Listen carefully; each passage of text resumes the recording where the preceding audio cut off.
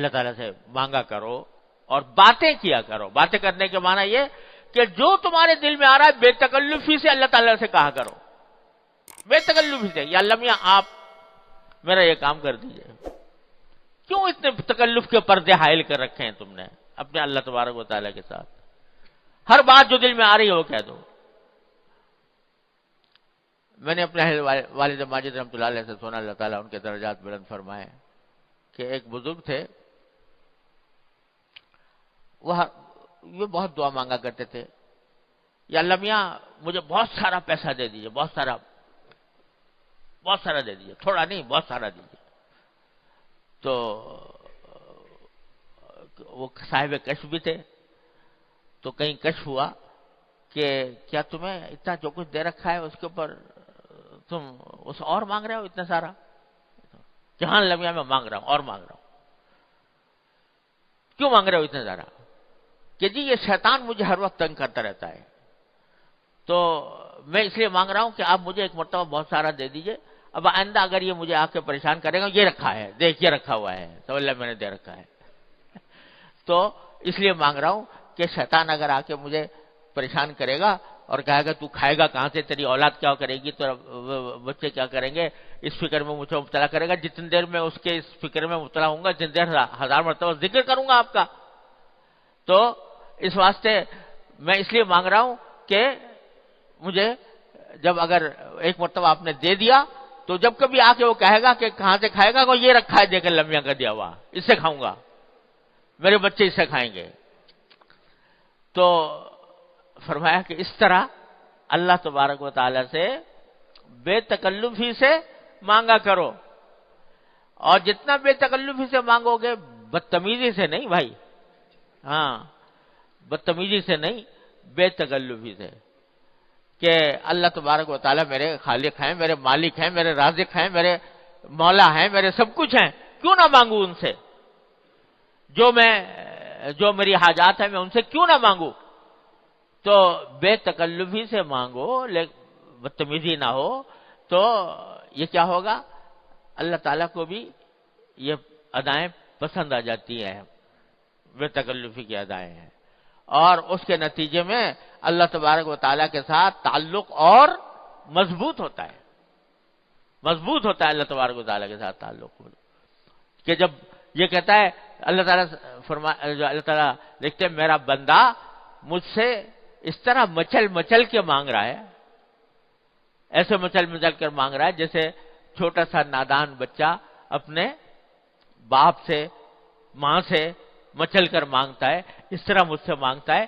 تو پھر اللہ تبارک و تعالیٰ تو ماں باپ سے کہیں زیادہ شفیق, کہیں زیادہ مہربان, لہذا وہ اس کی اس اداؤں کو بھی پسند فرماتے ہیں, اور اس اداؤں کے اوپر بھی مزید نوازش ہوتی ہے. لہذا اللہ تبارک و تعالیٰ سے رابطہ اصل چیز یہ ہے, اللہ تبارک و تعالیٰ اپنے فضل و کرم سے یہ عطا فرما دے کہ اللہ تعالیٰ سے مانگو اور بے تکلفی سے مانگو, مچل مچل کر مانگو, اور اللہ تعالیٰ سے اس کے ذریعے اپنی جو تعلق ہے اس تعلق کو مضبوط کرو. ہمارے حضرت والا قدس اللہ تعالیٰ سے فرمایا کرتے تھے, پہلے بھی عرض کیا, کہ سارے قرآن کا خلاصہ وہ فرماتے ہیں سورہ فاتحہ, اور سورہ فاتحہ کا خلاصہ ایاک نعبد و ایاک نستعین. اے اللہ ہم آپ ہی کی عبادت کرتے ہیں, آپ ہی سے مانگتے ہیں.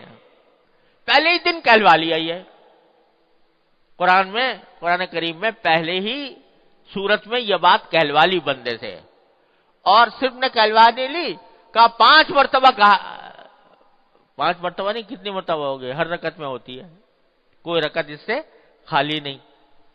تو کتنی رکعتیں روزانہ ہوتی ہیں, اتنی مرتبہ کہلوا رہے ہیں اللہ میاں. کیوں کہلوا رہے ہیں, کیوں کہلوا رہے ہیں یہ ایاک نعبد و ایاک نستعین؟ ارے اس لیے کہلوا رہے ہیں تاکہ اس پر عمل کرو, مانگو اس سے, ہر چیز مانگو اللہ تبارک و تعالیٰ سے. ہمارے حضرت والا اللہ تعالیٰ کے درجات میں فرمایا کرتے تھے کہ دیکھو سارا قرآن بھرا ہوا ان اللہ علی کل شیء قدیر, ان اللہ علی کل شیء قدیر, ان اللہ علی کل شیء قدیر. اللہ تعالیٰ ہر چیز پر قادر ہے. یہ جملہ بار بار دہرایا گیا ہے قرآن کریم میں. کیوں؟ محض اللہ تعالیٰ اپنی تعریف بیان کرنے کے لیے. اللہ تعالیٰ کو کسی کی تعریف کی حاجت نہیں. یہ اسے بیان کیا گیا ہے تاکہ تم اس کی قدرت کا واسطہ دے کر مانگو اس سے. اے اللہ آپ ہر چیز پر قادر ہیں. اے اللہ آپ رحیم ہیں، آپ کریم ہیں، آپ رحمان ہیں، آپ ہمارے پیدا کرنے والے ہیں، آپ ہمارے رازق ہیں، آپ ہمارے خالق ہیں. تو اللہ اور ہر چیز پر قادر ہے، تو میں آپ سے مانگ رہا ہوں، مجھے دیجیے. تو اس طرح اللہ تبارک و تعالیٰ سے جب بندہ مانگتا ہے تو اللہ تبارک و تعالیٰ ایسے بندے کو محروم نہیں فرماتے. تو جب بھی ایسی صورتحال پیدا ہو، یہ میں اس لیے عرض کر رہا ہوں کہ یہ تو ایک بات ہو گئی. حضرت والا نے فرمایا کہ دیکھو اب یہ کتاب آنے والی ہے تو میں نے المیہ سے یہ عرض معروض کر لی. تو پتہ نہیں ہماری زندگی میں کتنے واقعات ایسے پیش آ رہے ہوتے ہیں کہ اس میں ہر لمحے پر اللہ تعالیٰ کی توفیق کی ضرورت ہوتی ہے، اس کی پناہ کی ضرورت ہوتی ہے. تو ایسے موقع پر اپنا رخ اللہ تعالیٰ کی طرف کر کے اس سے مانگنے کی عادت ڈالو. ہمارے حضرت والا نے حضرت حکیم الامت مولانا تھانوی قدس اللہ تعالیٰ سرہ کا یہ ارشاد بار بار نقل فرمایا کہ حضرت فرماتے ہیں کہ جب کوئی اللہ کا بندہ آ کر مجھ سے کہتا ہے کہ جی آپ سے ایک بات پوچھنی ہے، تو کبھی تخلف نہیں ہوتا، الحمدللہ کبھی تخلف نہیں ہوتا، کہ ہمیشہ تھوڑی دیر کے لیے دل میں اللہ تعالیٰ سے رجوع کر کے کہتے یا اللہ پتہ نہیں یہ کیا بات پوچھ لے گا.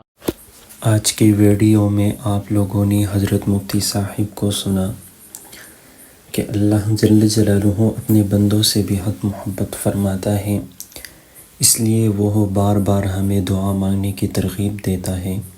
قرآن مجید میں اللہ جل جلالہ فرماتے ہیں وقال ربکم ادعونی استجب لکم، اور تمہارے رب نے فرمایا مجھ سے دعا کرو میں تمہاری دعا قبول کروں گا. اسی طرح اگر ہم اپنے اکابرین اور بزرگان دین کے حالات میں نظر ڈالیں تو ہمارے اکابرین اور بزرگ نے ہر چھوٹی اور بڑی ضرورت میں صرف اور صرف اللہ جل جلالہ سے مدد مانگا. ایک بزرگ سے کسی نے پوچھا آپ اتنی معمولی چیز بھی اللہ سے مانگتے ہیں؟ تو انہوں نے فرمایا جس رب کے حکم کے بغیر ایک پتا بھی نہیں ہلتا اس کے سوا کس سے مانگو.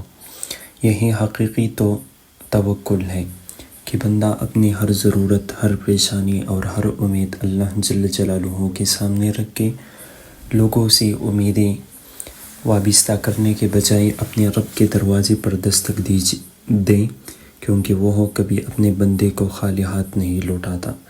ممکن ہے قبولیت فوراً نہ ہو، لیکن اللہ جل جلالہ بہتر وقت پر بہتر انداز میں اور بہتر چیز عطا فرماتا ہے. اللہ تعالی ہمیں ہر حال میں اسی سے مانگنے، اسی پر بھروسہ کرنے اور دعا کو اپنی زندگی کا حصہ بنانے کی توفیق عطا فرمائے. اور مزید ایسی ویڈیوز دیکھنے کے لیے ہمارے چینل کو سبسکرائب کریں.